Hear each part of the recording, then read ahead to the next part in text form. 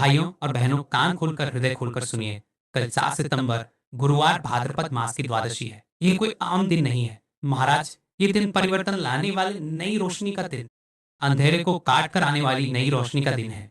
ऐसे दिन पर किया गया सच्चा, सरल और निश्चल संकल्प आपके घर की तकलीफों को हल्का कर सकता है। आज मैं बार बार वही एक बात कहूंगा ताकि तुम्हारे हृदय पर वही अंकित हो जाए। मात्र एक तुलसी की लकड़ी का दीपक में एक चुटकी हल्दी और प्रतीकात्मक एवं अक्षत चावल के दाने, यही आज का दिव्य संकल्प है। इसे याद रखो, इसे अपनी प्रार्थना का केंद्र बनाओ, क्योंकि यही सब कुछ बदल सकता है। महाराज, जो मनोकामना बड़े बड़े पूजा पाठ अनुष्ठान से पूर्ण नहीं होती, वो मात्र इस उपाय को कल इस पावन पर्व पर करने से पूर्ण हो जाती है। कल का दिन कोई आम दिन नहीं है, ये सबसे बड़ा और विशेष दिन है। इस दिन आपको मात्र एक तुलसी की लकड़ी का दीपक, एक चुटकी हल्दी, एक दिव्य उपाय करना है।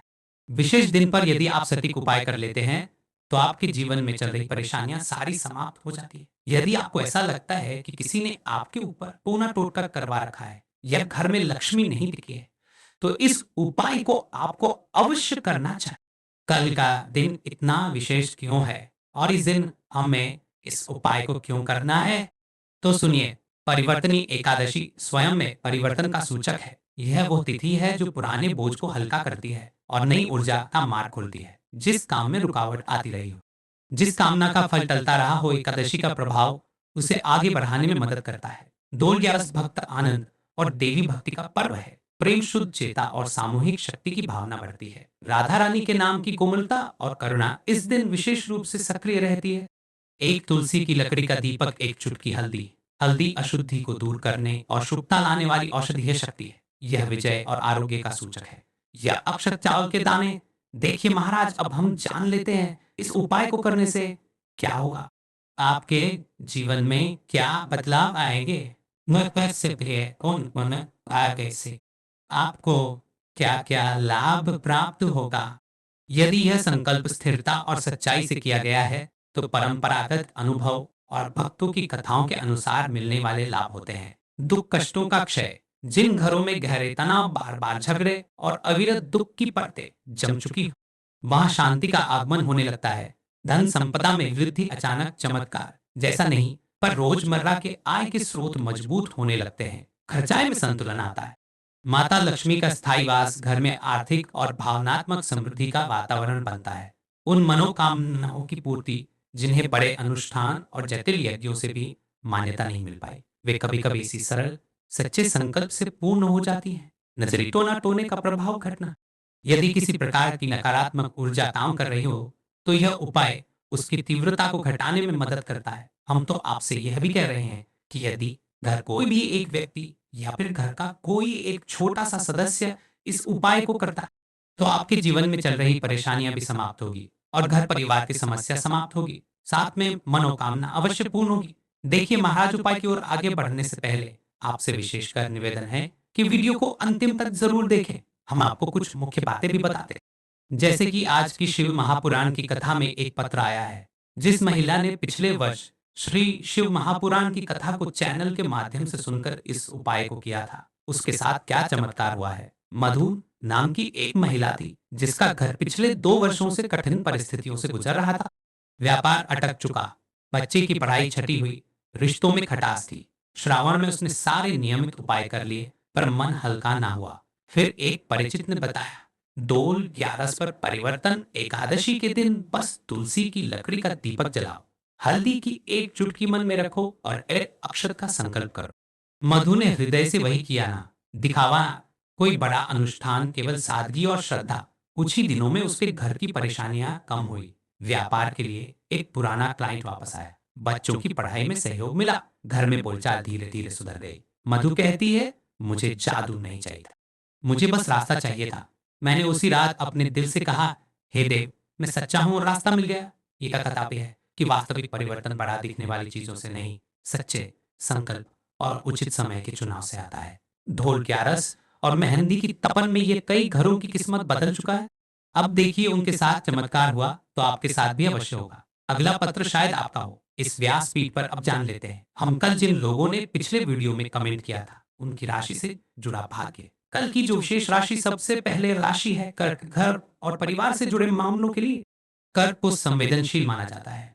यदि तुम कर्क राशि के हो और घर में अस्थिरता हो तो आज का संकल्प विशेष शांति दे सकता है। फिर भी यह उपाय किसी भी राशि के लिए फलदायी है, क्योंकि इसका आधार है श्रद्धा और समय, न कि केवल ग्रह अवस्था। महाराज जी अब चलते हैं उस विशेष उपाय की तरफ जो आपको कल इस विशेष उपाय की तरफ जो आपको कल इस विशेष तिथि पर करना है और इस उपाय की चर्चा करने जा रहे हैं। वह अत्यंत ही दुर्लभ और शक्तिशाली है।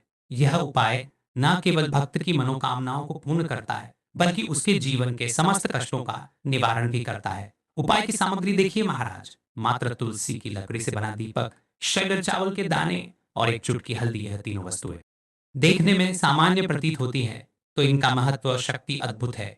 जब इन्हें सही विधि से सच्चे मन और श्रद्धा के साथ शिव मंदिर में प्रयोग किया जाता है, तब यह उपाय अलौकिक परिणाम प्रदान करता है। किसी भी धार्मिक कार्य का प्रारंभ बिना गणपति पूजन के अधूरा है। विघ्नहर्ता मंगलकर्ता प्रथम पूज्य श्री गणेश जी को प्रणाम करते हैं। हे गणेश जी, हमारे जीवन से विघ्नों का नाश करो, सुख शांति और समृद्धि प्रदान करो, और आज जो उपाय हम करने जा रहे हैं उसमें कोई भी बाधा ना आने दो। वक्रतुंड महाकाय सूर्य कोटि संप्रभ निर्विघ्नम कुलदेव सर्व कार्येषु सर्वदा। देखिए महाराज जी, अब हम बात कर लेते हैं सबसे पहले उपाय के बारे में। तो देखिए, तुलसी की लकड़ी का दीपक शब्द से पहले और एक चुटकी हल्दी। तो सबसे पहले आपको हम दीपक के बारे में बताते हैं। शास्त्रों में अत्यंत पवित्र माना गया है। तुलसी के बिना कोई भी पूजन अधूरा है। अब देखिए महाराज जी, यज्ञ चावल के दाने का महत्व जानिए।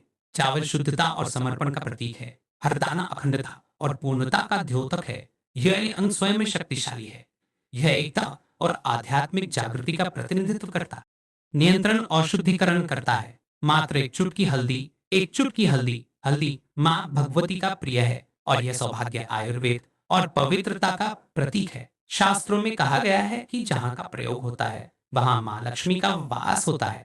तो यह शिव शक्ति और लक्ष्मी दोनों की कृपा प्रदान करता है। कई सारे लोग प्रश्न करेंगे कि महाराज जी, ना ही शिव जी को तुलसी समर्पित कर सकते हैं और ना ही इस उपाय को किया जाता है। तो देखिए, इस उपाय को किया जाता है। तो देखिए, इस उपाय को आपको शिव मंदिर की चौखट पर करना है। यह जो दीपक हम प्रज्वलित करेंगे, यह शिव मंदिर की चौखट पर करेंगे। तुलसी का संबंध आध्यात्मिक शांति, मानसिक स्थिरता और रोग नाश से है। जब तुलसी की लकड़ी का दीपक जलता है, यह मंदिर के आसपास की नकारात्मकता तुरंत दूर हो जाती है। तो देखिए महाराज जी, आपको इस तुलसी की लकड़ी के दीपक के बारे में हम आपको सबसे पहले बताते हैं। हालांकि आपके तीनों उपाय को साथ में ही करना है, लेकिन सबसे पहले और प्रथम तुलसी की लकड़ी का दीपक, तो देखिए तुलसी की लकड़ी प्राप्त करना है। यदि घर में तुलसी का पौधा है तो उसकी जड़ के पास की नरम लकड़ी लेनी है। यदि घर में तुलसी का पौधा नहीं है तो बाजार से भी तुलसी की लकड़ी खरीदी जा सकती है। कई सारे घरों में तुलसी का वृक्ष नहीं होता है, तो यह भी कर सकते हैं। ध्यान रहे, यदि आप किसी और के घर से ले रहे हैं तो उसे दक्षिणा अवश्य दें। बिना दक्षिणा के तुलसी लेना अशुभ माना जाता है। लकड़ी को तैयार करना, तुलसी की लकड़ी को छोटे टुकड़े में काटकर उसकी बत्ती बनानी है। उस बत्ती पर कपास, ताकि वो दीपक में ठीक से जल सके। अब यहाँ पर महाराज जी, कई सारे लोग प्रश्न करते हैं कि दीपक हमें आटे का लेना है या फिर हमें दीपक मिट्टी का लेना है। तो देखिए, आपको मिट्टी का दीपक का प्रयोग करना है, क्योंकि हम तुलसी के लकड़ी के दीपक वाला उपाय। दीपक केवल मिट्टी का होना चाहिए। पीतल, कांसे या किसी और धातु का दीपक इस उपाय में उपयोग नहीं करना। मिट्टी का दीपक धरती तत्व का प्रतिनिधित्व करता है और यह शिव पूजन में सबसे उत्तम माना जाता है। अब देखिए महाराज जी, हमें तेल का किस प्रकार प्रयोग करना है। तो देखिए, तेल का प्रयोग इस दीपक में तिल का तेल या घी का प्रयोग करें। तिल का तेल पापों का नाश करता है और घी समृद्धि व शांति का वास कराता है। अब कई सारे लोग प्रश्न करते हैं कि महाराज जी, आपने हमें यह तो बताया ही नहीं कि कितने दीपक उपाय करना है। आखिर दीपक कितने बने हैं। तो देखिए, कितने दीपक जलाने चाहिए। यदि समस्या बहुत बड़ी है, जीवन में गहरा संकट है, तो 5 दीपक जलाने चाहिए। यदि सामान्य कामना है तो एक दीपक भी पर्याप्त है। हर दीपक जलाते समय यह भावना रखें कि भोलेनाथ, यह दीपक मेरी अंधकारमय जीवन राह को प्रकाशमय करे। यह कोई साधारण उपाय नहीं है। तो आपको क्या क्या सावधानी बरतनी है। दीपक को शिवलिंग पर प्रत्यक्ष रूप से ना रखें। इसे मंदिर की चौखट पर बनाए गए स्वस्तिक पर रखें। दीपक जलाते समय मन में शुद्ध भाव होना चाहिए। दीपक बुझने के बाद उसकी राख को पवित्र स्थान पर ही विसर्जित करें। महाराज जी, जैसे ही तुलसी की लकड़ी का दीपक जलता है, वैसे ही साधक को एक अलग ही शांति का अनुभव होता है। मन का तनाव समाप्त होता है। आंखें बंद करके जब दीपक की लौ के सामने बैठते हैं तो लगता है कि यह लौ सीधे आत्मा से संवाद कर रहे हैं। अब देखिए महाराज जी, हम बात कर लेते हैं यह बात चावल के दाने वाले के बारे में, ठीक है। वैजनाथ यह उपनिषद का कथन है, अर्थात अन्न स्वयं ब्रह्म है। इसलिए जब भक्त शिव जी को चावल अर्पित करता है तो वह केवल एक दाना नहीं चढ़ाता, बल्कि अपनी आत्मा और जीवन का समर्पण करता है। अब सबसे महत्वपूर्ण प्रश्न उठता है, अर्थात शास्त्रों में कहा कहा गया है मनुष्य के शरीर में 11 इंद्रियां होती हैं। जब भक्त 11 चावल के दाने शिव जी को अर्पित करता है तो वह अपनी 11 इंद्रियों को भगवान को समर्पित करता है। यह समर्पण साधक के भीतर शुद्धि और संयम लाता है। कैसे मैंने की दासे है आपकी तापन आपके मत पर में ही है। इस बात पर चर्चा कर लेते हैं क्योंकि कई सारे लोगों को मन में यह भी प्रश्न रहता है। घर में रखे चावल का प्रयोग किया जा सकता है, चाहो तो दुकान से भी ले सकते हो। ध्यान रहे चावल अखंड और शुद्ध होने चाहिए। टूटे दाने अशुभ माने चाहिए, टूटे दाने अशुभ माने जाते हैं।